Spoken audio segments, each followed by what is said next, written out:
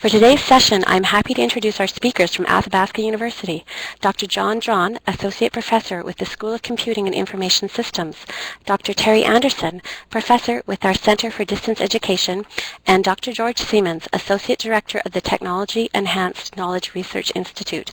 I will now turn the mic over to our speakers to begin today's session. Please go ahead. Well, thank you very much. Well, John is resizing the pod.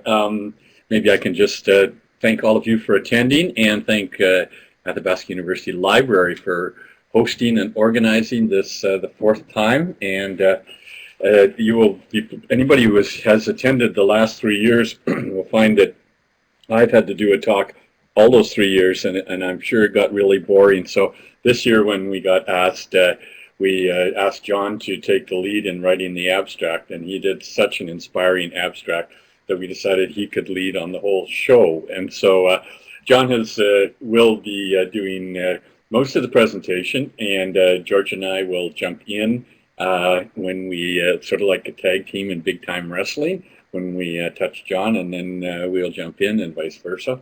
And we welcome questions or comments in the text box from anybody. So with that, turn it over to John. Thank you very much indeed, Terry. Really, me? I thought that was, okay. We will be doing a tag team thing on this. I think I get the pleasure of doing this because, yes, I wrote this this abstract. I think I recognize some of Terry's words in there, so I'm sure we can get him to do some stuff. And I also found the pictures in Flickr Commons. So all the pictures that you'll be seeing today are public domain, at least they are claimed to be so. So we're going to be talking actually about not setting the default to open. There are occasions, we think, when there can be problems with setting the default to open, and it's especially true in the context of encouraging learners. So a lot of the focus of what we're going to be talking about today is to do with nurturing openness in the classroom, to do with encouraging students in particular to make what they're doing open, to share what they're doing with other people. And this leads to a complex set of tensions, which we shall be talking about, and some of the kind of problems that go along with this. The online classroom, as Terry says, absolutely, this is particularly about the online classroom, because I should mention that, of course, for those that are not familiar with Athabasca University, I don't know if we have many here, we are an entirely distance-based institution, and it's very easy for us to forget that actually out there are people who are actually seeing each other and smelling each other and touching each other and doing things that people do face to face. So yes, our context is very much going to be one of distance education. Peggy Lynn McIsaac, hi. My voice is going in and out. I'm got a little bit closer to the microphone now, and I'm hoping that you can hear me. Is that sounding a little bit better, or is it still going in and out? Okay. Sorry, was that yes, it's going in and out, or yes, it's a... Thank you very much. Thank you, Louise. Okay, so we're particularly interested in this presentation in who is making the decisions about whether to be open and what to make open. In the context of a traditional classroom, we tend to go for forced closure. On the whole, learning as we have done it in institutions for some centuries now has been a pretty closed affair. We go inside closed buildings, inside closed classrooms. We do things that we might share with others in the class. Very occasionally we might share with others within the institution. Very rarely do we share with the rest of the world. And this is a bit of a pain, because actually there's so much to be gained from sharing with the rest of the world. I've been doing open courses for open in the sense of being visible to the world ever since I started teaching in about 1997. And the benefits to students of knowing that the rest of the world, John's voice fading. So he was on a PC with auto audio adjust. I'm on a Mac with auto audio adjust. Let me pick up the microphone and make some rustling noises and bring it a little bit closer to me. Okay, is that one coming through without so much fading?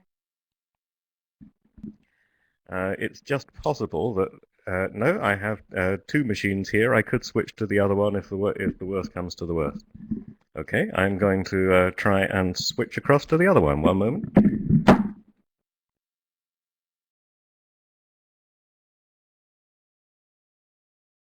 So, switching off the echo.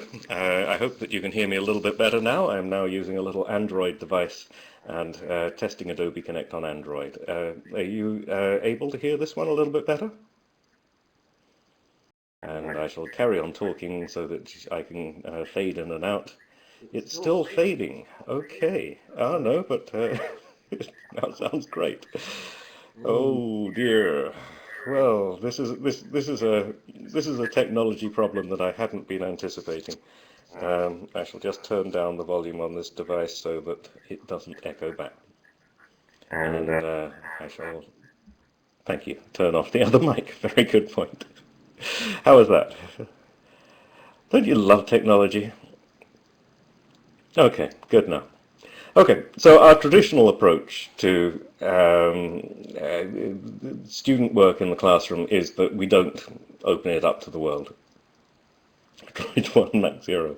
Still can't hear. Is anyone else having this problem? It may just be... yeah, I'm fine. Okay. There are possibly some local problems. So, forced closure. This is the default in most classrooms. And amongst the things that I've tried to do, and some others have tried to do, is forced disclosure, which is to say that I've encouraged students, for example, to post blogs on public blog sites, to engage in public fora, to create websites that are visible to the entire world. And this is not always a comfortable experience, and it comes down to intrinsic motivation. And starting here with self-determination theory, mainly developed by Ryan and Deci, or Deci? I have no idea how you pronounce that. Thank you. I'm glad to hear that loud and clear is coming in. Hemlata, I'm sorry. If somebody could possibly help out one of the moderators, that would be great. So self-determination theory is concerned with control, competence, and what I have called connectedness. And I only do this really because I like having things where you've got three C's. They use the word relatedness. And there's been a fair amount of work done which confirms that as a theory of motivation, this one's pretty good. That in order for a person to be intrinsically motivated, they need to feel in control. They don't actually have to be in control, they just have to feel in control of their learning. They have to be doing things which are at a level that they feel they can be competent at. If they try to do things that are too difficult, they don't really get on very well. And relatedness is about it being related, in particular, relatedness with other people. There's a social context to it. And this may be a fairly open kind of relatedness. It may be simply that they're to do with social capital that they feel that they're getting out of doing something, or that it's for the benefit of somebody else, or that it's in the context of working with other people. But there's also a sense of relatedness in relatedness to other things that they're interested in and that they're doing. And this, it turns out, doesn't bode terribly well when we're trying to do things in an open situation.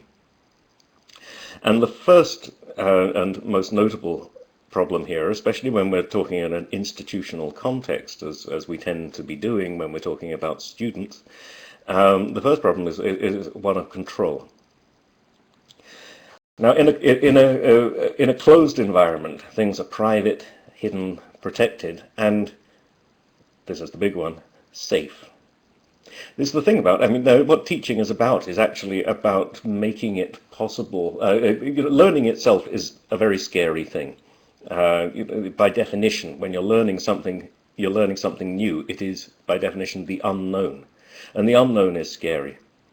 So a large part of the role of any kind of teaching activity, it's not necessarily a teacher, it could be done in a book or whatever, is to make that process safer. Now, when we open things out, it results in disclosure. We are disclosing things to other people. We're exposing ourselves, not just the work that we're doing. We're no longer protected by a safe environment, and essentially we're in an insecure space. And this means, again, we're heading into the unknown, and the unknown is scary, and the unknown means we're not necessarily going to be feeling much in control. Incidentally, if any of my co-presenters would like to interrupt or interject or add anything at any time, that would be absolutely terrific. So I can see George typing, and I just noticed Terry was typing something. Okay. Well, I'm sure you'll get to it. I'm sure you get to it, John, but I'm getting droid feedback from John. I guess it's true that education is a. I guess you'll have to turn your mic off for a second, John. Yep, I'm just doing that one now. Okay, and we'll probably get into it, but it's true that, like the challenges of education is to create one of them is to create a safe environment. But we also know that the value of the sort of cognitive dissonance that can come from being challenged by others, by the teacher, by everyone else. So I would say it's an important part of learning to have a private space at certain times. But it's also important to dislodge the smug sense of privateness that comes. And I guess that's the balance that when we talk about leading to the default of openness, we have to make sure that that default happens at an appropriate time and an appropriate amount. And then that leads to the question, appropriate to who and from whose perspective and who gets to decide and control, which I know John is going to get to as well. Go ahead, John. Thank you, Terry. And I seem to be hearing some echo, so I'm going to try and turn something down, but that's not working terribly well. Okay, I'm no longer hearing any echo. This is the trouble with having two devices, but hopefully you can hear me, so all is well. So yes, it's about challenging as well as making things as well as making things safe, but challenging in a safe way, I think, is a bit of an issue. There's also the issue of competence, and this is closely related to this issue of control. That it's very easy to appear foolish in an open environment. Because of this exposure, one can be surrounded by people, especially in an open environment, who are sharing things, who may appear more competent or sometimes less competent. That might make you feel good, but it's not going to make them feel great. And this is something which is enabled or enhanced by the kind of technologies that we use, particularly we're now very much in a distance environment. Our learning management systems are designed with role-based hierarchies where we do things within closed classroom environments that are typically not that visible to other people. And that means that on the assumption that people with a group of learners within a group are probably going to be roughly within the same kind of general zone of proximal development, that means that there's less of a fear of appearing incompetent. As we move across to networked learning environments where we're starting to open up the spaces to other people. At Athabasca University we have a thing called the landing, for example, where some things can be quite public, some things can be quite private. Then we start to move into a more open space. And George, I don't know if you've got anything you'd like to add here, because George, of course, is one of the founding fathers of the MOOC movement, and MOOCs, massive open online courses, seem to involve quite a lot of this disclosure and seem to expose you to a great deal of varying ranges of competence and varying perspectives on the world, some of which can be quite intimidating. And this gets even worse once we're in the world of public fora, where if you go and ask for help with how to deal with the sound on Adobe Connect, then Yeah, if you don't mind, it can be a problem. So I can't hear whether anyone else is speaking, so I'm just going to switch on my speakers and see if George is talking. Sure, John. I think it's actually your mic that's giving a bit of echo here, so if you want to turn that off. I was just going to comment on the reality that almost everything has these varying states of openness and close now at a certain level. So there's been some interest, let's say, from the learning management side with Pearson's Open Class initiative and similar illustrations, where even learning management systems that might have been viewed traditionally as being closed systems are at least starting to think in open language. Now that might be a function of open washing, where it's really just using the language to gain attention and draw them in. But one of the things I've found interesting with MOOCs, especially in some of the different iterations that are now being offered, is that some of them actually are fairly closed. So one course right now that we're doing on the openness in education that Rory McGreal and I are running, there is the 4-credit component, which is most of the conversation is closed. Those are students who've enrolled in the course and are getting credit for it in their master's program. And what's happening there is the discussion is really not visible to anyone outside of that cluster of 4-credit students. Now there's some engagement going to the open part of the site as well. I had one student in a recent conversation tell me that she found the open online conversation to be more valuable and more interesting for her learning than what she was currently experiencing within a closed setting. So it's an interesting contrast that even learning management systems are open and closed. MOOCs are open and closed. Public forums, I guess, would be primarily open, but it's worth recognizing that even something that traditionally fit into one profile of closed or open still has certain gradients involved as well. Great, thanks, George. And once again, let me turn the sound off so that I hope you can still hear me, but I can't hear myself, so if anybody interrupts me, I won't be able to see it or hear it. The other thing about openness, of course, is connectedness, and in this relatedness with others. And in this case, I think openness is absolutely wonderful because, as I say, the feelings of enormous pride. I can remember this is back in 2000 or maybe 1999. I had students who were blogging and who were getting public comments on their posts, but unfortunately, this was a fairly short-lived success because very quickly after that the spammers arrived and started posting adverts for Viagra on my students' work. And again, there's this notion of exposure, this notion of safety and not feeling terribly safe. It's notable that it kind of depends upon how close you are as well and the kinds of activities that you're doing. So again, within a group, and collaboration is pretty much the key thing. People in a group are kind of working together to a common goal. They have rules, processes, sometimes implicit, sometimes not. but that mean that it's this fairly safe and secure environment where there's a lot of social capital going on.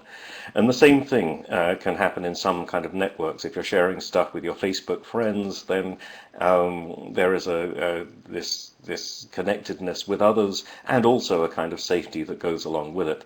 When we move into the world of strangers, very odd things start to happen. And in some senses, we have this connectedness with others, and we're making networks, we're making connections with other people, and we're getting a strong sense of our own worth within a context of a community, a larger social space. But also there is the impersonality that comes along with that one, which can lead to quite a wide range of problems. Which we'll talk about a little bit later. So I think I'll move on to the next slide, which I think George is going to speak about. George. Sure, thanks, John. One reality that most of us in our interactions online is, not just from a perspective of, we're participating in different spaces and we're developing identities in different services, is that we're seeing a fragmentation of what would comprise a knowledge whole. So it's this concept of knowledge in pieces. And on the one hand, that's great. It gives a lot of opportunities so that we don't necessarily need to rely on, let's say, exclusively a textbook or exclusively one faculty member instructing. So learners are participating, let's say, in a Coursera course. They're grabbing resources off the Saylor Foundation site, or they're using MIT OpenCourseWare resources, adding a YouTube series of videos to that, and then in this entire process engaging in conversations that might range from their blog to their in-class discussions in a traditional university or even a learning management system. So this knowledge structure, if you will, is quite fragmented, and it's not being presented in a unitary whole that students somehow need to duplicate. And this is a critical challenge because if in order for us to learn or to understand, it's as John noted in the previous slide, we need to form these connections between entities, but the connections need to cohere in some meaningful way so that when we look at a topic area, we don't have a lot of contradictory information sources that comprise a particular knowledge discipline. And so this is something where the coherence formation in the past, the faculty member selects a textbook, the learning designer sequences the course content, and essentially the student then has to acquire that coherent structure. But once students go into these fragmented spaces, depth of understanding still requires that students form some kind of coherent view of that subject matter, and the coherent view that they form has to somehow align with what experts or a faculty member would deem to be relevant for that particular field. So, coherence is still a term, for me at least, I've been playing with over the last several years, but I haven't quite managed to communicate it in, well, ironically, a coherent way. But it's just this notion that a depth of understanding and competence in the learning process requires that we join elements together in a meaningful way, because these elements are coming through fragmented tools and fragmented identity spaces. Back to you, John. Thank you, George. Absolutely. And I, as you were saying that, I was just thinking, because you dropped this one into an email yesterday. These are very well planned slides, you can tell. And it occurs to me that coherence is actually both about these notions of motivation, relates to both connectedness and to competence. It's about that social being and about that feeling of understanding the world. Weeks and months worth of planning an organization. Absolutely. So all of these factors join together to make the motivation of particularly students who are in an institutional context, but indeed others who are learning in public, makes motivation a rather complex issue. And it all comes down to freedoms. Morton Poulsen, in the early 1990s, started talking about the hexagon of cooperative freedoms, where he was exploring what possible freedoms might be available, particularly to distance learners. And some of these are pretty obvious ones, like time and place. Pace is quite an important one. Now, when we are doing things at the same time in a collaborative kind of world, there's not really that much control over pace. Everybody does things at the same time, whether they're finding it difficult, whether they're finding it easy, whether they want to rush ahead or whether they don't. There's freedom of the content that they might get, freedom of the medium that they might use, by which I think Morten Poulsen meant something along the lines of technologies, and freedom of access, which I have some doubts about. Well, we've been chatting about this and thinking, well, there are some other freedoms. And actually, we've been through an octagon and a nonagon, and now we're up to a decagon of cooperative freedoms. So we have. We don't think that freedom of access is something that a learner has that much control over. This is something that we as an institution have control over. We can allow students openly to take our courses. That's essentially what it's about. They don't need qualifications. They can just take the courses. But the freedoms as they affect an individual, we think we've added some to Morten Poulsen's original 6. Terry, a few years ago, added the freedom of relationship, that is to say, the kind of social engagement that you have with others. I have split medium into method, technology, and medium. Method being typically the pedagogy that one might use, so that somebody might be free to choose the method, the pedagogy that they learn by. There's a subtle difference between technology and medium. That, for example, we might have a medium might be a video, but we might want to look at it on a cell phone, a tablet, a computer, or a TV screen, or whatever. So there's value in separating those things out, I think. But the one that I particularly like to concentrate on in the context of openness, and for it to be open, we really kind of have to be free, and so we need these freedoms if we're really talking about open learning. And yes, many are often institutionally defined, and that's kind of the point. If we really want to be open, they should be learner defined. They should be under learner control, not under institutional control. The originator of the 6 freedoms was Morten Poulsen, and that was there on the original slide, but I somehow managed to lose that in the translation. So Terry, perhaps you would type in Morten Poulsen. And but freedom of disclosure, freedom of what we reveal and how much we reveal. And this is actually quite closely, there's actually some tensions in here, and I've placed them on our decagon in rough opposition to each other. So, for example, freedom of pace might conflict with the freedom of time of doing things when you're working in a collaborative kind of environment.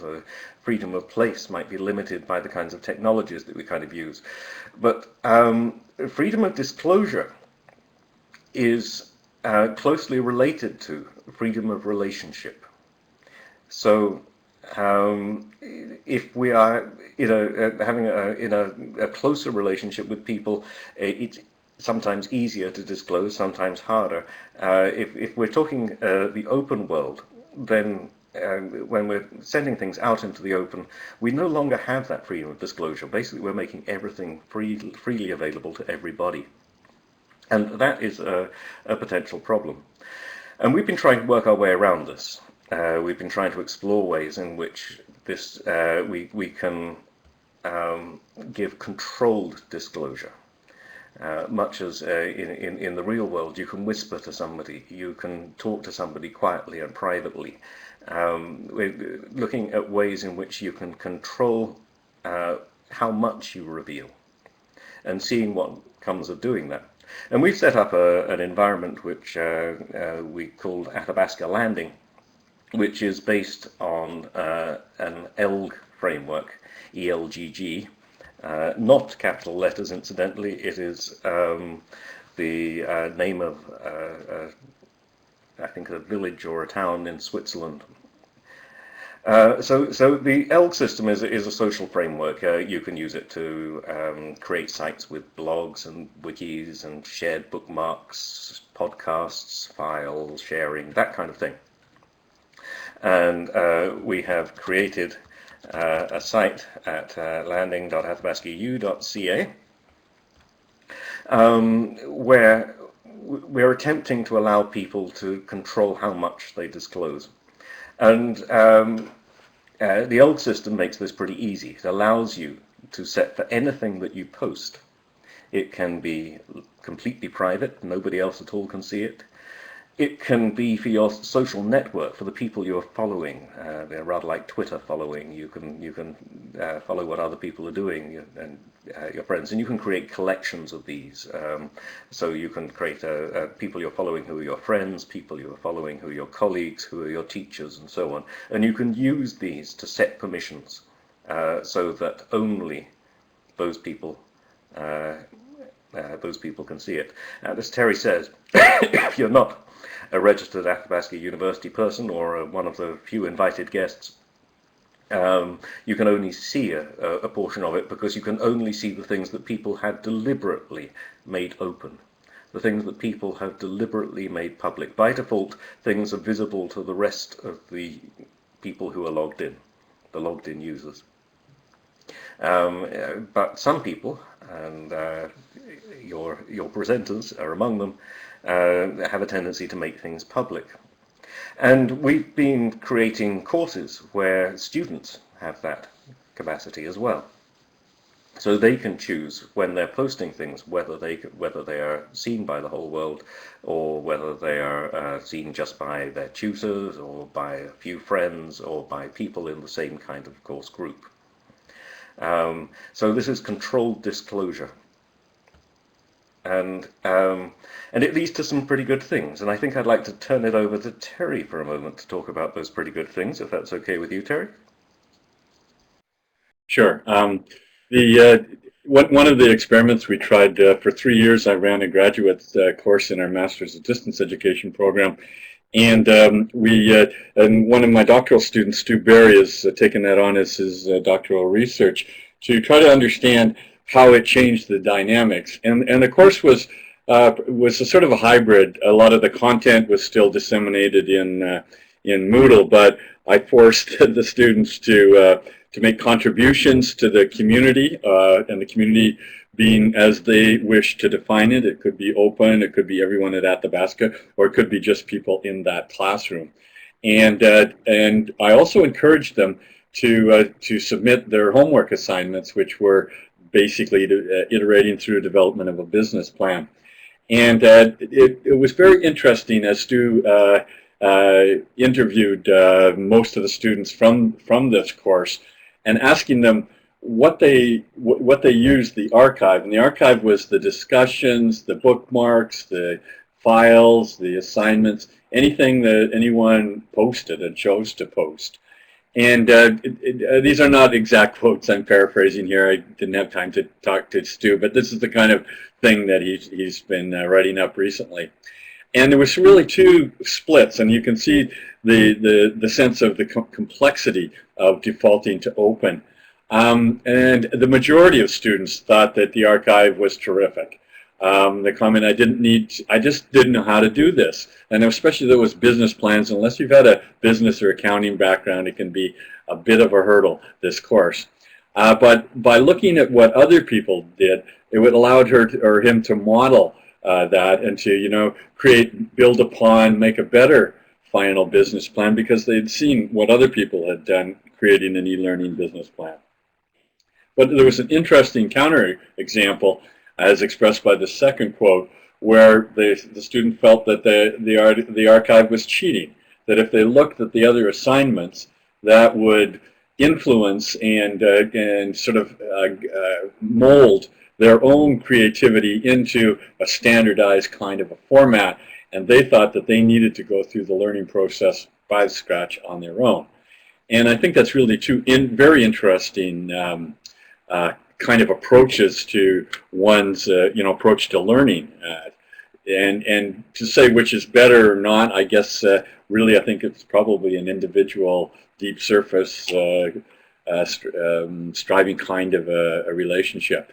And so it was also interesting to, just a final comment on that course, is that some of the students chose to have my annotated, I was using voice annotation to talk about their assignment and give them feedback.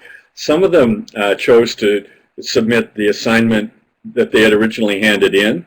Some of them chose to add my comments as well as, or that are embedded in it. And some of them edited it and fixed it up in response to my comments and before they uploaded it. So it's really interesting. I don't think we're very good, and that's why we really need to explore different concepts of openness, even within a structured, that was formerly a closed course. And I might also add that I think Stuart would know exactly, but something like 80 to 85% of the students restricted access to their contribution to people who were in the course. Now, in the old days, the course meant that course, that section, that year. But in this case, it was everyone in the 3 years who was in that course. So I think, is the next slide for me too? No, it's not. So I'm going to turn it back to John and read the text. Thank you, Terry. Yes, well, I've been using ELG systems in my teaching for about 7 years now, and again, taking advantage of this ability to selectively disclose the things that you want. And these are quotes from one of my more recent courses, which is a self-paced course. At Athabasca, we have courses where students can start at any time, and they've got 6 months to complete, and they do it at their own pace. And this again speaks back to the cooperative freedoms that because they're not working together, it means that they don't really have that much in the way of freedom of relationship. They can't collaborate. They're not working on the same things at the same time and at the same pace. And so amongst the things that I require students to do is to reflect on the process, to describe the process that they've gone through, to share the things that they have done. And again, as Terry says, they can share them with as many people or as few people as they like. What I've found is that a roughly similar number choose to make things only available to the tutor and choose to make things available to the entire world. Around about 30 or 40% of them make things available to everybody who's logged into the site, and the remainder just share them with the group. So we've got quite a diversity of ways in which people are sharing. One or two of them have actually also made use of the social networking side of it and chosen to follow me and one or two others and shared things with their social network. And that again is fascinating. It speaks again to the control over disclosure. This is not about making things open or closed, but making them selectively open or closed. And it does lead to problems. I like this quote, like just the kind of stuff an introvert would hate. If this were a classroom, I'd be the guy in the back that never puts his hands up. This particular person actually said that, also went on to say, yeah, but actually it's brilliant. And has been a really quite an avid contributor because of this. I think at least partly because of this selective disclosure, people can choose their comfort zone, and one of the things I've noticed over the years is that people quite often will start with revealing things in a fairly closed way, often just to the tutor, and they'll get positive feedback and they'll get encouragement, and they'll slowly open up. I was chatting to somebody the other day who was talking about social networking in the United Arab Emirates, and gave a particular example of a student who in the first year had not shown any avatar in the profile, I think, and then in the next year had shown a profile with a full face covering, and then by the time they'd reached the end of the course, they were showing their whole face. And this is very much a pattern. It's about that moving from a zone of safety to the unsafe zone of openness. And as another student said, this is not comfortable for me to blog. I've learned so much in my media classes about the fact that we put too much information on the web about ourselves. And once said, you can't take it back. And I'm sure most of us who've been online for the last 20 years or so have probably got things that you regret being online. At least I could sort of see it as the follies of youth when I look back on the Internet Archive and see the first things they started archiving of mine. Yeah, a comic character. That's interesting. Yes, there's a sense of trust that needs to be built up, I think, and a faith in the world outside, and that's not always an easy faith to sustain. And again, I'm also learning that I learn faster in a group than by myself, and I think this is the thing about that we do learn better with other people, and to some extent, we learn better with everybody than just on our own, and this I think is a fairly significant point, but it does lead to potential problems, and when things are put out there in the world, we are exposing ourselves, and we are opening ourselves up to extremely bad people. Sometimes, or even to extremely good people, or people who believe themselves to be extremely good. I read a fascinating thing in the Vancouver Sun, it was, I think, the other day, talking about one of the trolls who'd been posting tasteless comments after Amanda Todd's death.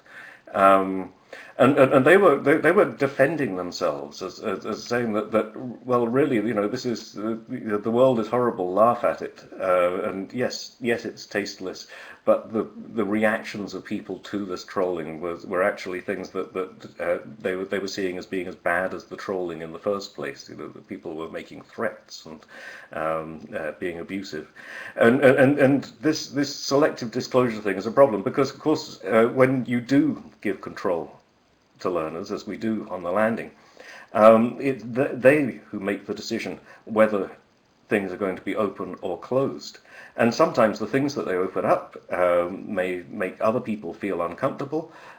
Sometimes when somebody's opened up something, somebody might make a comment that others might find hurtful. And this constant tension between the desire for openness, the desire for sharing, and the fear that goes along with it, I think is one of these major features. I don't think I've got anything more to say on that slide, but isn't it a nice picture? I like it a lot. Terry, I think you are on for the next slides, so I'm going to turn the mic over to you. Okay, thank you, John. What I wanted to just briefly talk about is we talked about, you know, the theme of this whole week is set the default to open, but it's not as easy as you'd think, even if you wanted to, because as you probably know, in I think almost every country in the world, the default is closed. It's copyright, whether you're saying it verbally or whether you're writing it or painting a picture, whatever. You don't have to, like in the old days, have the C symbol to say it's copyright. It is copyright. And that's created untold problems for education, because sometimes there are really useful things that maybe there was some value in having them copyright for, you know, the first 12 years or 14 years as it used to be. But now that it's, what, 70 years after the death of the creator, there's a lot of very good stuff, and there's a lot of stuff that people would make open if they could. Or there wasn't really a legal way or an easy way to make that happen, and I'm really grateful for the folks at Creative Commons who have set up a structure, a foundation, and a way to support your capacity to set the default to open. And as I'm sure most of you know about Creative Commons, I'm not going to give a big lecture about all the mechanics of how it works, but it's fairly simple, and basically. All you need to do is to license your product or your owner, whatever it is that you're producing. And you do that very easily by creating a hyperlink to one of the CC Creative Commons licenses. And they go escalating in from totally, it's not really there, but you can open something and say this is open to the public domain, which means you are reserving no rights. You're giving it away totally to the world. And There are advocates, and some people like to do that. But if you want to control some of the rights, but you also want to allow that item to be used, reused, circulated, then you have to license it. Otherwise, it's restricted. So the first and the most wide open one is that you will say that you want attribution. So you put that little click. That's what they call the CC BY license. It's by somebody or by somebody else. And it only means that anybody can use it, reuse it in any way that they like, but they have to say this is originally was the work of Jon Dron or whomever. Then you can also do the attribution with share alike, so that somebody can't grab your contribution and put a copyright on it and say it's attributed to John, but actually I'm copyrighting it now, or making it as copyright to myself. And if you're licensing that way, you are not giving them the right to do that. When you say attribution no derivatives, that's usually applied for things like where maybe you write a song and you don't want somebody to write another verse or something, I guess. But when people do academic papers, they think, well, I want you to attribute it and I want you to take a little piece of it, but I don't want you to add a new conclusion and then ship it around the world. So you can say, yeah, you have to attribute it to me, but you can't make derivative products. And of course, this goes quite against the idea of reusing and remixing that open educational resources strive for. You can also say that you can use it as long as you give my name, you attribute it to me, but you cannot sell it. You have to give it away free, and or non-commercial and share alike. So whatever licenses I put on it, you have to have those same licenses on it if you're going to distribute it or make different use of it. And then you can add them all together to give an attribution, non-commercial, and no derivatives. And so you can see they're moving on a spectrum from the public domain, becoming more, you're reserving more and more of your rights until you move to the far right, where it's the common copyright C symbol, all rights reserved. So again, when you say set the default to open, well, with the Creative Commons, you can say this is more open, but I don't feel comfortable in giving all of these rights, and so I'm going to pick the license that I like. I put that CC symbol on, I hyperlink it to the CC site, and there you'll get a plain language one, and you'll also get a contract that only a lawyer would love in lots of big words. So those are your options. And I'll just tell a story from my experience with the ROTL, the International Review of Research in Open and Distance Learning. I hope you're all subscribers. It's open and free. But when we first started, we had the attribution with no derivatives and with no non-commercial. We didn't want people taking articles and turning them into books and selling them. But then the European Spark community, librarians, they said that in order to get our gold seal, you had to have just the BY license. And so I struggled with that for a long time, and I thought, well, you know, what's in the best interests of my authors and in the best interests of readers? And I finally decided that if somebody decides to sell some reprints, that's really good for the people who have published in a ROTL, and it's also good for me. It really won't destroy my original market. So we moved along that continuum. And with that, we have a couple more slides, and I see we only have 12 minutes left, so we should finish up, and hopefully there will be some interesting discussion. Go ahead, John. Sure.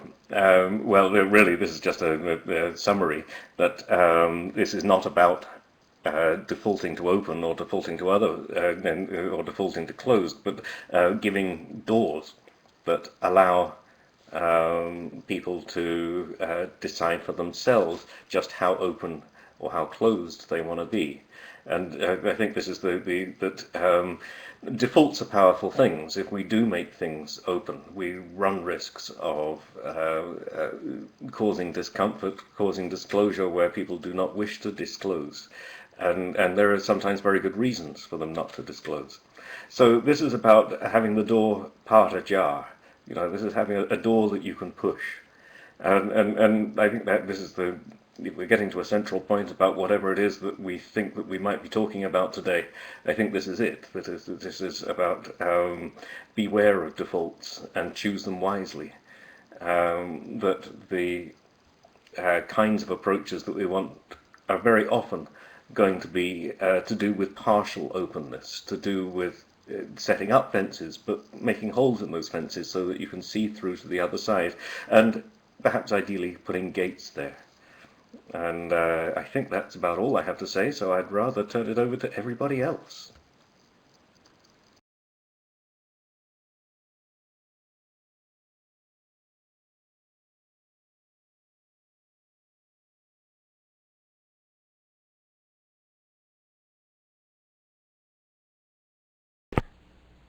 Hi everybody, it's Tracy here. I'm just going to interrupt before we start question period. We have about just about 9 minutes for questions, and I wanted to announce today's lucky door prize winners.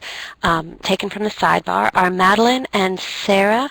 I'll put that in the chat, so please send me your mailing address and we will get the AU prizes out to you. So once again, we have about 9 minutes for questions.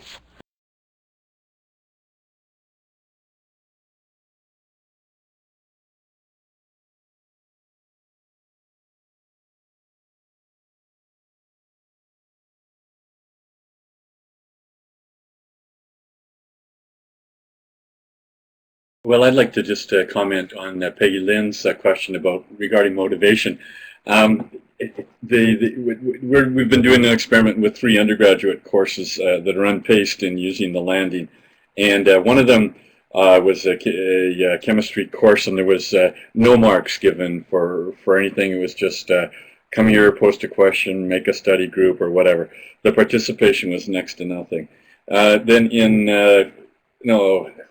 a different course, there was a bonus mark, very small, for people who added a bookmark or a comment or added some value to the community. That one got critical mass and was useful. The third one, it was a component of it was one of your assignments, and again, you could set the level that you wish to share. But again, remember, these were unpaced courses, so people were used to not ever meeting anybody in the whole course. And of course, that one did and has reached critical mass and is by far the most exciting of the 3. And I have a sort of a visceral dislike of forcing people to participate. But I'm reminded that when we first started doing computer conferencing in the 1990s, it was common, at least in the Center for Distance Ed program where I teach, to give like 40% of the mark to your contributions within the community, which meant threaded discussions because there was no other way to contribute. And now that's dropped, at least in our center, to somewhere around the 10, 15, 20%. And when I do it, I don't want to go around counting and having a rubric for what a correct contribution is. But I force the students to do a blog post where they're reflecting on what they have contributed to the community and what they've gotten out of the community. And if they haven't contributed anything, it's pretty hard to get top marks for that assignment. So that's the compromise that I've reached. But I'd be real interested if anybody else has any comments in voice or in text about ways to motivate people to share more openly. I'm just going to jump in on that as well, Terry, for several reasons. One, we found with these open courses that we've run in the past, the participation rate is quite varied. So we've had, for example, one analysis, the first course we did in this format, which was at University of Manitoba. And so we had about 2,300 students that signed up to the daily newsletter. And with these open environments, getting back to the particular question that was being asked about, getting people to participate in open learning environments. So I'm assuming a MOOC fits that profile. So we had 2,300 students that joined the open environment. We had, of those 2,300, we had about 600 students that joined the course Moodle site. So that was a centralized discussions. Others participated all over the place. And then I tracked the top contributors, the top 10 contributors on a week-by-week basis. And it varied dramatically, but there were certain patterns over time. So the top contributors that we had in week of the top 10 most active actively involved participants. We only had 3 of those still involved as active participants by the time we got down to week 12. So that model of participation changes. And I don't know if it's that open learning environments have a different standard of what participation means because students aren't required to complete everything. They might just jump into the week that's relevant to them and then fade out when they find it's no longer that relevant. The other challenge we've had is right now we have a course that we're running, the CFHE 12, and I think we've got close to 4,000 participants in this course right now. Of that, we've got to date, after 3 weeks in, perhaps only about 9,000, rephrase that, 900 posts in the discussion forum. And we have ranging anywhere from maybe today, I think we just had 1 blog post aggregated to some days we have as many as 15 to 20. So if you compare that with the total number of students that we have, there's a very small number of individuals that are involved and actually participating. That doesn't mean that others aren't learning, but there's this value that if you learn transparently, you actually teach others. But I think there's this culture of not being actively engaged from a learning perspective. But anyway, I'll pause there. I certainly favor more participation rather than less, being primarily because when we surface our ideas, they can be interrogated, understood, and evaluated, namely the point I made earlier around coherence. They can be understood. If we keep our ideas to ourselves, they're not necessarily challenged, developed, or connected to others.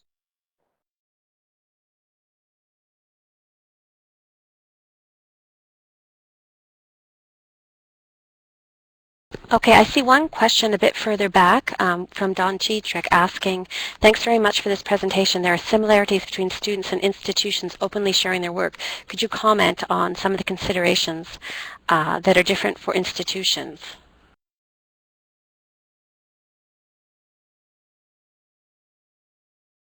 Well, sure. One of some John. One of the things, I guess, is the exclusiveness of the institution.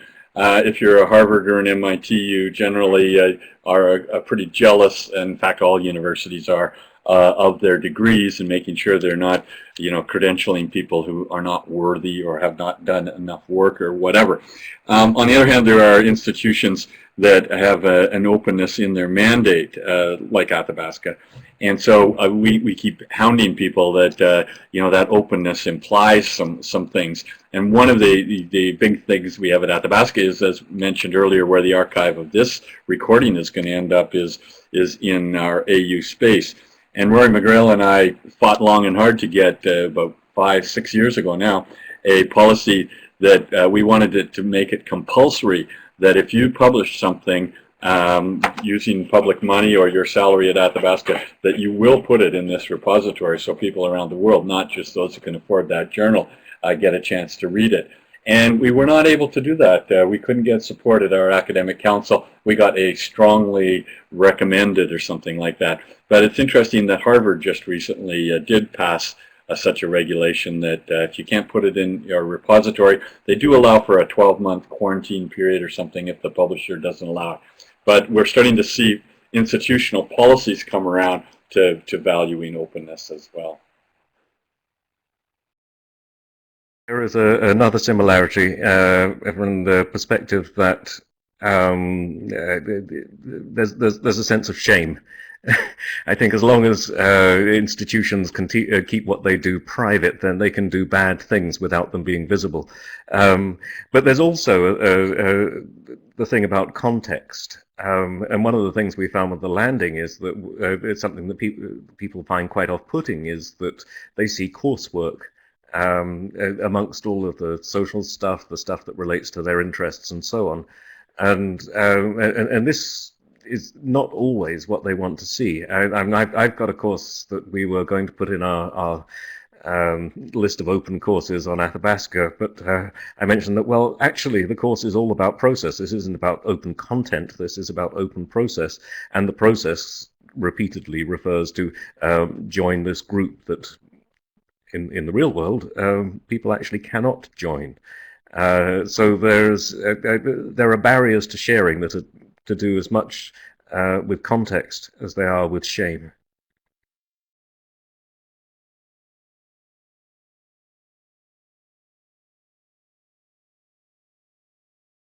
Okay, we've reached 1 o'clock, so this will be the end of today's session. If your questions have not been addressed and you would like to still have them addressed by our presenters today, my email address I will place once again. You can email it to me and I will forward it on to our presenters. So I would like to, on behalf of everyone, thanks to Dr. Dron, Anderson, and Siemens for a very informative presentation. This presentation and others will be made available on the Open Access Week website. We will be here for the rest of the week. We still have 2 more days of presentations, same time, same place.